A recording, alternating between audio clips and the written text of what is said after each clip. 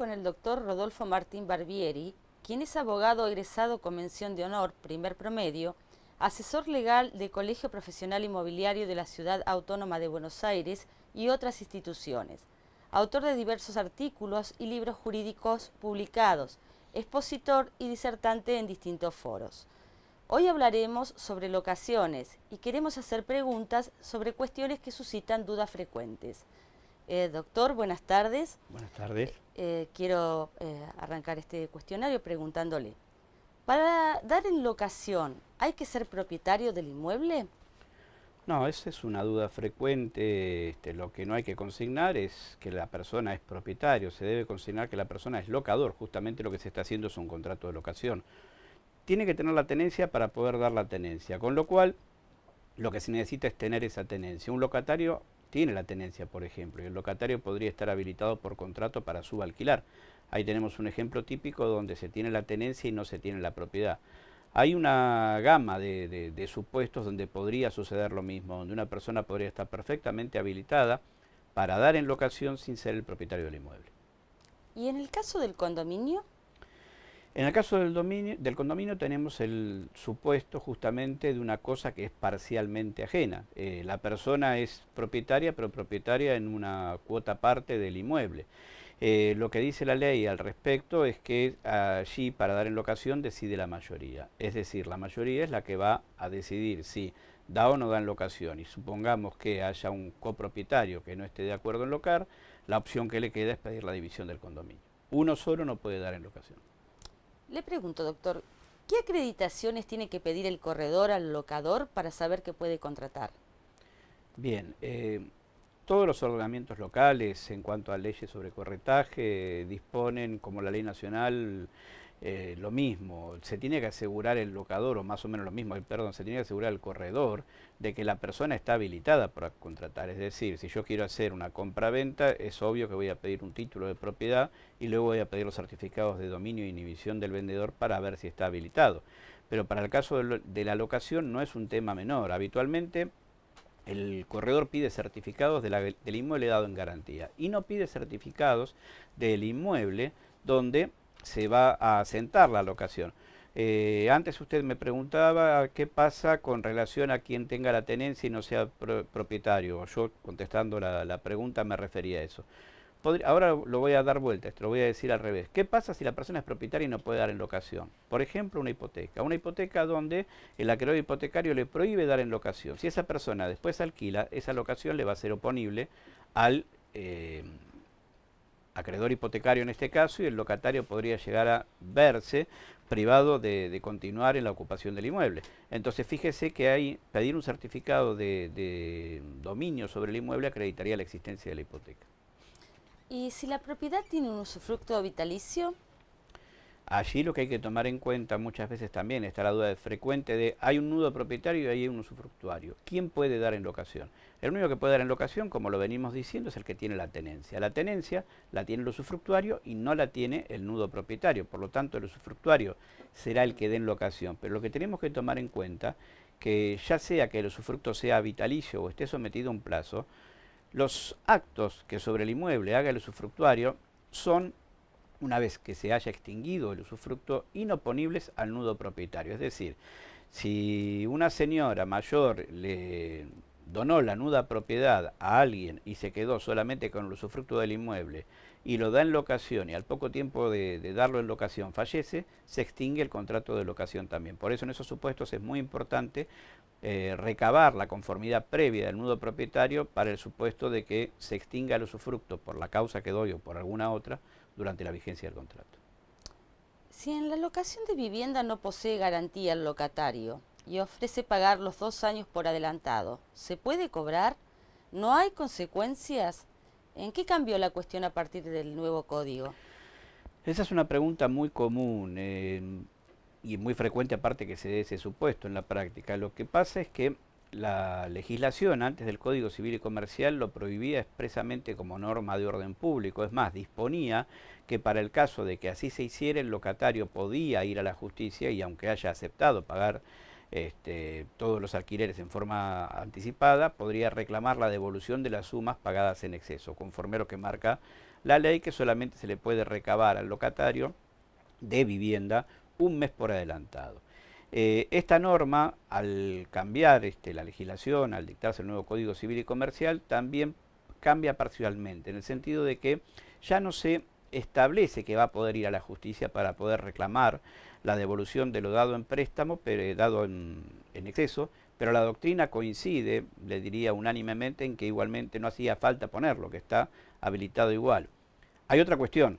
La ley anterior establecía en su artículo 29, la ley 23.091, que toda la ley era de orden público. El Código Civil y Comercial no establece cuál norma es y cuál no es de orden público. A mi criterio, como el locatario no puede quedar en una situación de desprotección con relación al régimen anterior, debería entenderse que este tipo de normas que fueron pensadas y hechas a favor del locatario siguen vigentes como normativa imperativa. Doctor, ¿a quién corresponde el mantenimiento y reparación del inmueble? O en tal caso, ¿cómo se puede diferenciar lo que está a cargo de cada una de las partes? Bien, el mantenimiento del inmueble corresponde a los dos, tanto al locador como al locatario. El locatario va a tener que hacer las mejoras o reparaciones meramente locativas. ¿Cuáles son estas mejoras o reparaciones meramente locativas? Las que hacen al uso de la cosa. Es decir, si la cosa se rompe por vetustez, si se rompe por un buen uso, si existe caso fortuito, fuerza mayor, o el hecho de personas por las cuales el locatario no deba responder, todo eso lo debe cargar el locador. El locatario cargará los daños que cause él, los que causen sus dependientes, huéspedes o personas que estén bajo su relación de dependencia o grupo conviviente. Fuera de estos supuestos, todo lo que tenga que ver con el buen uso y el transcurso del tiempo, que haga que las cosas se vayan deteriorando, o estas otras cuestiones que mencioné antes, estarán a cargo del locador. ¿Qué pasa si el inmueble no puede ser temporalmente habitado o se dejó de suministrar algún servicio? ¿Se sigue pagando el alquiler? Hay que determinar ahí si la cosa tiene un impedimento total de uso o parcial, y si es este último supuesto que el impedimento es parcial, hasta dónde llega ese impedimento. Es decir, impedimento total sería, por ejemplo, que cae un rayo y destruye el inmueble y no se puede dar más en locación, las cosas perecen para su dueño, dice la ley. En ese caso pierde el locador, se extingue el contrato de locación y no hay ningún tipo de resarcimiento que pueda pedir el locatario. Si en cambio existen situaciones o problemas menores, como ser, por ejemplo, es muy frecuente porque en el edificio cortaron el gas, una pérdida de suministro de gas, o también podría darse con una cuestión de instalación eléctrica, de suministro de fluido eléctrico. En estos supuestos hay que ver cuánto dura la molestia y cuánto incide también en el precio del alquiler, porque es una cuestión de hecho que se va a determinar judicialmente. Sería bueno que las partes arriben a un acuerdo. Si el locatario sigue ocupando el inmueble y el inmueble, por ejemplo, no tiene gas, le asiste el derecho de reclamar una compensación por esta pérdida del servicio que estaría dada por una disminución en el precio del alquiler. Si el inquilino, mientras dure la pérdida o la falta de suministro de gas, decide irse del inmueble, luego podrá recuperar el tiempo no usado. Pero si se queda en el inmueble no puede recuperar el plazo que está utilizando porque sigue ocupando. Únicamente lo que podrá hacer, como estaba comentando, es pedir una disminución del alquiler, cuyo arbitrio, cuyo monto, cuya cuantía quedará a consideración de ambas partes. ¿Se extingue la garantía al finalizar el contrato? ¿Conviene poner que la garantía subsistirá hasta la devolución o no tiene sentido? Lo que ya viene diciendo la modificación que se hizo en el año 2004 al Código Civil en su momento, y que ahora se plasma también en el nuevo Código Civil y Comercial, es que la garantía se extingue de pleno derecho una vez que finaliza la locación, salvo las consecuencias derivadas del desalojo. Ahora bien, ¿cómo puedo evitar esto? Demostrando, justamente porque esto conjuga con la cuestión de la continuación de la locación una vez concluida. La locación una vez concluida no es que termina el contrato. Si continúa la ocupación del locatario, él podrá restituir la cosa cuando quiera o el locador pedirla en cualquier momento. Entonces continúa la locación bajo sus mismos términos, lo que provoca que en esa continuación haya en apariencia una conformidad del locador de que así sea. Si el locador manifiesta antes del vencimiento del contrato que no consiente la ocupación del inquilino, y esto se lo hace saber al locatario y al garante, no solo conservará los derechos que le corresponden y que la ley prevé ante la falta de desocupación por un desalojo que se inicie en forma más o menos rápida luego del vencimiento del contrato, sino que podrá conservar la garantía con relación a los alquileres caídos y a los eventuales daños del inmueble. Por eso es importante que se notifique antes del final del contrato, tanto al locatario como al garante, que no se consiente en que continúe la ocupación. Y no solo es conveniente, sería imprescindible si se estableció una cláusula penal por ocupaciones temporáneas, intimar para que se ponga en marcha esa cláusula, porque caso contrario, como la locación continúa en sus mismos términos y en apariencia habría una conformidad del locador, nunca podrá reclamar ocupación extemporánea o tener una retención indebida del inmueble hasta que él no sea quien tome el paso de intimar a la otra parte para que cese en esa ocupación. Hay una discrepancia en algunos colegas con relación a cuando, sabiendo todo esto, se redacta en la cláusula de la garantía del contrato que la garantía subsistirá aún después de vencido el contrato. Porque lo que se piensa es que dicho así, de este modo, está en contradicción con lo que dice la norma, que la garantía se extingue. Pero ¿qué pasa? Aplicado al caso particular, lo que tenemos que tomar en consideración es que si yo en el contrato de locación pongo que se termina cuando se termina el contrato, entonces por más que mande esa carta documento posterior para tratar de extender la garantía no tendría ningún sentido o no tendría el resultado esperado, dado que yo mismo estoy poniendo en el contrato de locación que se extingue, como dice la ley, al final del contrato, y si trato de extenderla por vía de la falta de restitución del inmueble, ya me sería imposible hacerlo. Si se pacta una opción de prórroga o nuevo contrato a favor del locatario sin determinar el precio, ¿resulta oponible al locador o éste puede decidir no prolongar el plazo? Bien, si se pacta una opción de prórroga de la locación o de renovación de contrato vencido el plazo genéticamente establecido, lo que tenemos que tomar en cuenta es que a partir de allí la opción está en cabeza del locatario y no en cabeza del locador. Él le dio la opción el primer día, cuando contrataron. Al final del contrato, habitualmente es antes de vencer el contrato, si no se prevé el plazo, será eso, antes de vencer el contrato, el locatario de modo fehaciente le tendrá que manifestar su voluntad de continuar. Y si el locador especuló con que al no fijar el precio, ahora le puede poner un precio que no corresponde al precio de plaza, el locatario le asiste al derecho de la revisión judicial para que se determine el precio. Es decir, el locador quedó obligado. No tiene forma de desobligarse si el locatario ejerce la opción. Si el locador hubiese querido que esto se estableciese de otra manera, es decir, que él decidiera y no el locatario al final de la locación si ésta continúa o no, lo tendría que haber estipulado como un derecho de preferencia, es decir, estipular en el contrato que para el caso de que el locador decidiese volver a dar en locación al inmueble, lo va a preferir a este inquilino frente a cualquier otro. Doctor, ¿qué se puede hacer si en un edificio hay un departamento ocupado por un inquilino que tiene una reiterada inconducta y afecta al resto de los consorcistas, pero la locadora no hace caso a los reclamos del administrador? Bueno, en este supuesto hay que entender que no es solamente la locadora la que puede desalojar a un inquilino. En el supuesto de la propiedad horizontal hay normas específicas, están los artículos 2047 del Código Civil y Comercial en relación a la propiedad horizontal, que establece cuáles son las prohibiciones en cuanto a la convivencia, en cuanto al uso de las cosas, y el 2069, que fija para el caso de quien esté violando lo que diga la ley, lo que diga el reglamento de copropiedad, sanciones pecuniarias, y también en el supuesto de que el ocupante sea un ocupante no propietario, por ejemplo el caso de un inquilino, ante la reiteración de la conducta, un uso abusivo, depositar inflamables, tener animales que atenten contra la seguridad de los vecinos, ruidos molestos, en esos supuestos podrá el mismo consorcio a través de su administrador o un copropietario afectado iniciar ante el desinterés o desidia de la parte locadora la acción de desalojo. ¿Corresponde indexar el precio de los alquileres? ¿Cómo se puede arribar a una solución satisfactoria para ambas partes?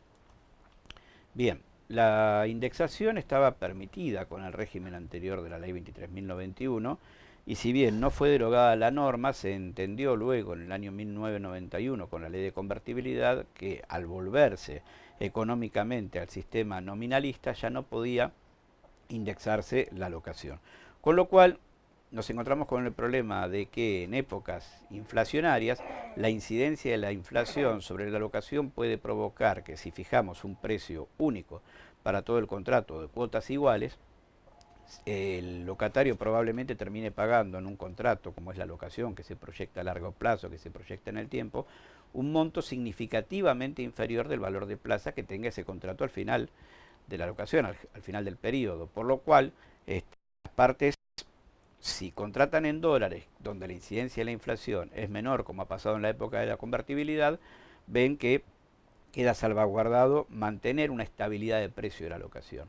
Como no se contrata en dólares habitualmente en este periodo en la mayoría de las locaciones de las que podemos estar hablando, entonces se recurrió a otros métodos como es el escalonamiento de los alquileres. El escalonamiento ya desde el año 1971 hay inveterada jurisprudencia que dice que es perfectamente válido, porque tenemos que el locatario conoce el precio total o global cuando va a comenzar la locación y lo que hace es pagarlo en cuotas desiguales. No es un aumento, no es un incremento, el precio ya está estipulado. El problema de este sistema es que hay que hacer futurología, porque en definitiva no se puede prever ab initio cuánto va a valer el alquiler de ese inmueble en el segundo o si el contrato es de mayor tiempo, en el tercero o en el cuarto año. Hay otros métodos a lo mejor que son más seguros. A la locación se aplican las reglas de la compraventa en cuanto a precio, consentimiento y objeto. Eso mismo lo dice el Código Civil y Comercial cuando arranca la locación, allá en el artículo 1187.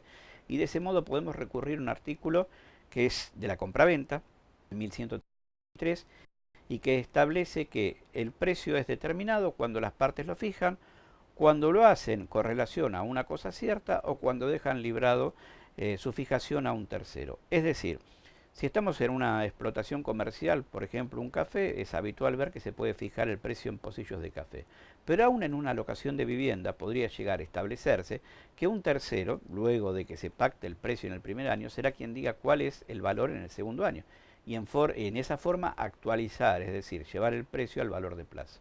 Hay varias posibilidades, pero en el sistema actual la indexación está prohibida. Perfecto. Como para ir cerrando esta primera entrevista, le pregunto, ¿se pueden seguir haciendo convenios de desocupación? Los convenios de desocupación, tal cual como los conocemos, estaban fijados en el artículo 47 de la ley 21.342. Esa ley fue casi toda derogada, lo único que queda vigente es el artículo 6 en relación a la garantía del Estado para esta materia, para las locaciones. Con lo cual, así como lo conocemos, así como se vino aplicando desde la década del 70 hasta acá, la respuesta sería no. Pero tomemos en consideración que conforme lo dice el mismo Código Civil y Comercial, en el artículo 1198, el plazo de la locación está fijado para salvaguardar al inquilino, es decir, el inquilino puede renunciar a ese plazo si está, a ese plazo mínimo estoy hablando, si está en la tenencia de la cosa, con lo cual, si tenemos un inquilino que está en tenencia de la cosa, que todavía no ha pasado el plazo mínimo legal de 2 años, y que existen controversias entre las partes, nada obsta a que conforme al régimen de transacción que propone el mismo de los contratos, que propone el mismo Código Civil y Comercial, y el ordenamiento procesal civil y comercial de Buenos Aires o de otras provincias, se puede arribar a una transacción que es un acuerdo de ambas partes donde haciéndose estas concesiones recíprocas decidan luego una de las dos partes sin necesidad de la otra ese convenio, presentarlo a homologar judicialmente y a través de la homologación judicial por el procedimiento de ejecución de sentencia se arriba al mismo resultado que se arribaba con un convenio de desocupación, es decir, se presenta a homologar, si las firmas están certificadas no hace falta la citación previa para que reconozca las firmas el inquilino, si no así será, se lo citará para reconocer firmas y cumplidos estos trámites procesales directamente se dicta una homologación, una sentencia homologatoria de ese convenio y se ejecuta, es decir, el locatario será lanzado. Doctor Barbieri, le agradecemos sus respuestas y seguramente seguiremos conversando de estos y otros temas. Muchas gracias por su aporte. Gracias, por nada.